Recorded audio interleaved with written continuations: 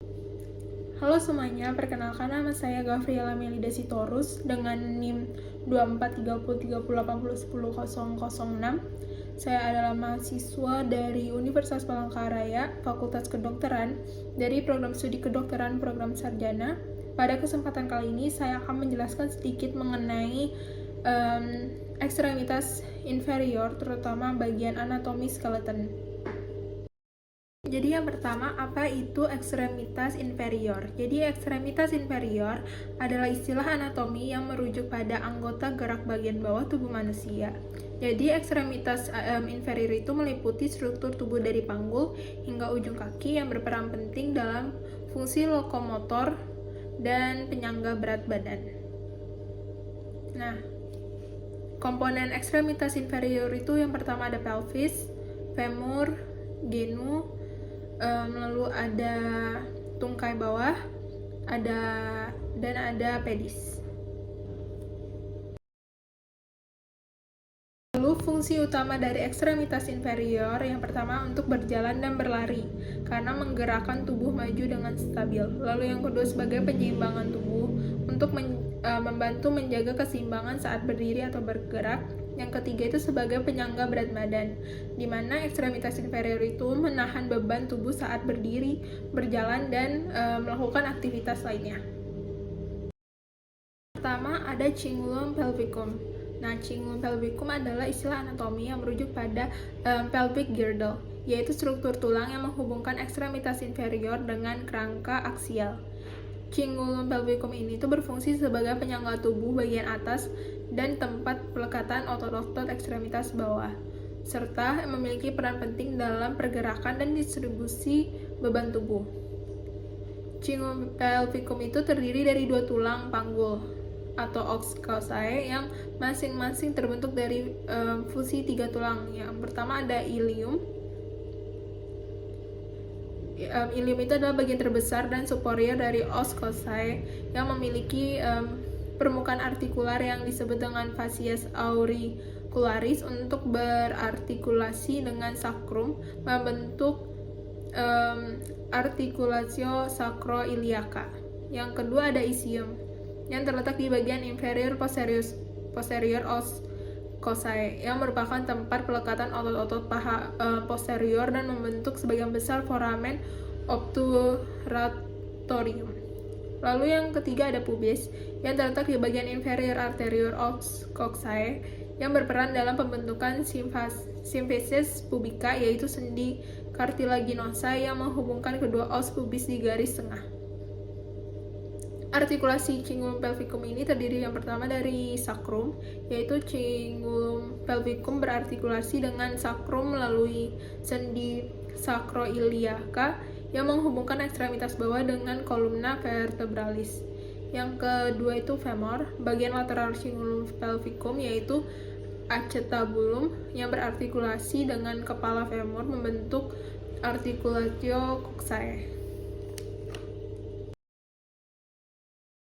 Oxcosae itu merupakan tulang yang membentuk ekstremitas inferior.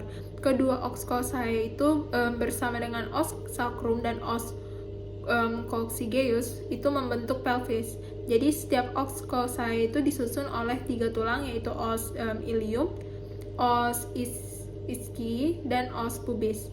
Oxcosae ini mempunyai peranan penting dalam fungsinya sebagai alat gerak bawah dan penahan tubuh. Nah, ketiga tulang pembentuk oxcosae ini saling berhubungan pada lekukan tempat persendian dengan os femoris yang disebut dengan acetabulum.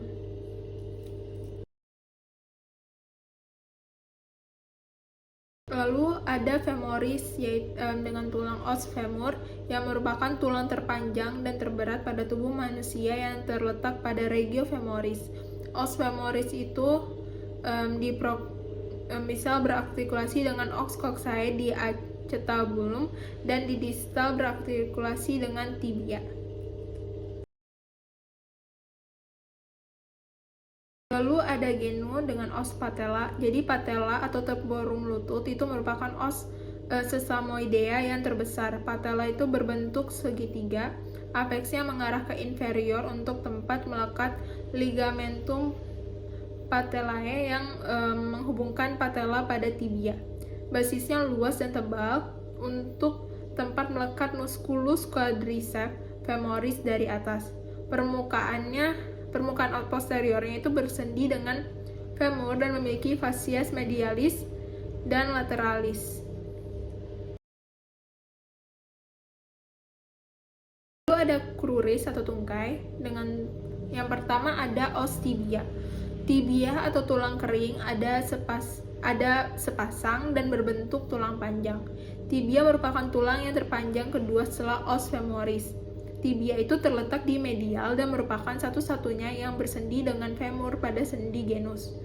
Tibia merupakan tulang crural-crural yang menopang berat tubuh dan dengan demikian berukuran jauh lebih besar dibandingkan fibula.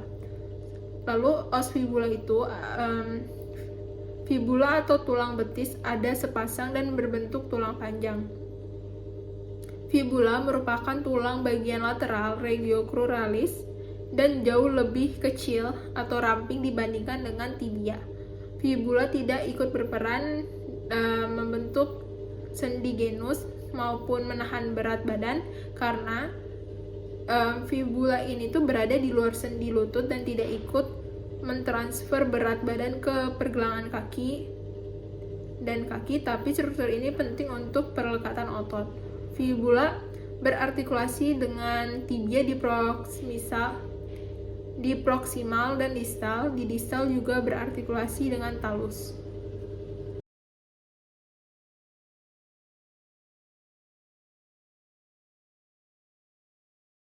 Lalu ada pedis. Pedis atau kaki merupakan daerah ekstremitas inferior di distal dari sendi talocruralis. Terdapat 5 digistus yang terdiri dari hallux atau digistus primus 1 yang posisinya di medial dan 4 digistus yang letaknya lebih lateral. Paling lateral diakhiri oleh digitus minimus digitus 5. Nah, pedis memiliki permukaan superior dengan regio dorsalis pedis atau dorsum pedis dan permukaan inferior atau regio plantaris pedis atau planta pedis. Lalu ossa tarsi atau tarsalia. Ossa tarsi itu disusun oleh beberapa tulang, yaitu pada baris proksimal tersusun dari talus dan calcaneus. Talus atau pergelangan kaki merupakan tulang yang paling superior pada pedis dan berada di atas dan disangga oleh calcaneus. Talus ke arah atas bersendi dengan tibia dan fibula membentuk sendi talocruralis dan juga menonjol ke arah depan untuk bersendi dengan tulang tarsale intermedius atau naviculare pada sisi medial pedis. Calcaneus merupakan tulang tarsi yang terbesar ke arah anterior. Calcaneus menonjol ke depan untuk bersendi dengan salah satu dari kelompok distal tulang tarsi atau cuboideum pada sisi lateral pedis.